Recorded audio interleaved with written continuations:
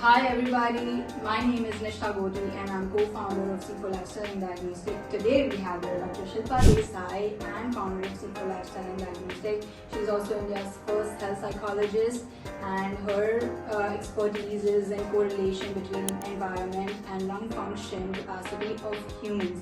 And before we start on today's World Lung Cancer Day, I would like to state some of the facts that need to be brought into light at the current situation. So one of those facts is that by 2025, India is expected to reach 5 million lung cancer cases. I mean, that's a huge number. That's a huge number. And another fact would be that 90% lung cancers are caused by cigarette smoking, which can be preventable. Exactly. Sources are by John Hopkins Medicine. And Dr. Shilpa, would you also like to say something? I would like to say that do you know that India is the third largest country who is having a lung cancer right now, and we have the highest population. So after us, the China and US is coming, right? Yeah. So they are the less population and we have the highest population. And we are still in prevention. Lung cancer is something is not that hereditary, right? So it can be prevented. And are we taking enough steps for that? Yeah. That we need to understand. The next step is all the questions that we have for you, like how we can prevent it. And lung cancer, as you said, is prevention. It is. It can be prevented. So can you just put a little bit forward? Sure. Lung functions, while I would like to say that when I did my PhD in 2013, my intervention I started in 2005. And when I started taking the more of the inspiratory volume, and more of the data of the lung functions of the children of the different age group, I just got to know that it's deteriorating. The SpO2 is coming low. The inspiratory, expiratory volume readings are not that up to the mark the way it's supposed to be. And it really amused me that if the lung function is compromised at this level, when the global warming is there, when the environment is not going to be so friendly, when more carbon in the air and when more pollutant in the air, how are we going to survive? How, if the one cell is having more carcinogenic condition in that cell, how many oxygen cell we require to remove it?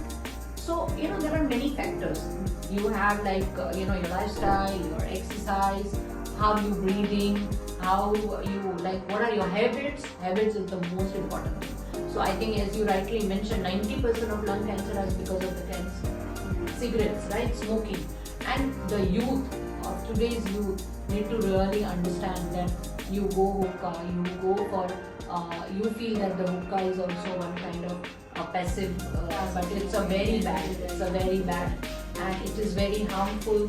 Smoking, you feel that it's a stress reliever and you just have it, but you are not understanding you're compromising your lungs and your livelihood, your happiness you're compromising. And I think it's also the environment that you're facing. Big one, that adds up to the already purposely you're destroying the lungs, and then this is an added factor. Absolutely, one you are destroying by yourself, and already the environment is giving us the more of the carbon and pollution. So we really need to understand that when we are taking care of the environment, we really need to take care of ourselves. And Nishtha, that in lung cancer there are small cell cancers, there are big cell cancers, and there are only 3 or 4 type of lung cancer. So lung cancer is a kind of a prevalence that if it comes, and it is very painful conditions, right? The people need to understand that when you can prevent it, why you want to be in pain. Yeah, I mean, it has also been mentioned in the news that 80 to 90% of the cancers that they have been already, if you know that you have cancer, you can work on it, you can get diagnosed. Definitely early stage. Yeah, early stage. Early stage diagnosis is the big deal. Yeah.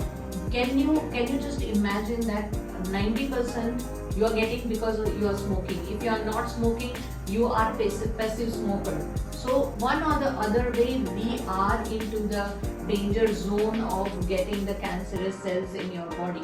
So, but then positively, if you think positively, 80% of the lung cancers in initial stage is preventable.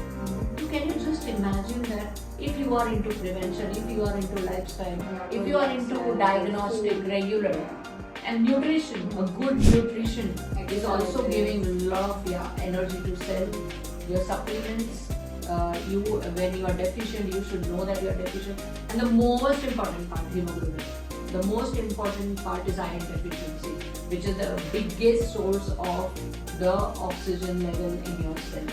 When it drops down and your carbon increases, it's there. Then the more cells are there. Also, one more thing I would like to say is that you've done your PhD on children and how you worked on it, like how their lungs were affected, and because of that, it's been going on for Jim. It'll keep going on. Keep going on. And my question was that,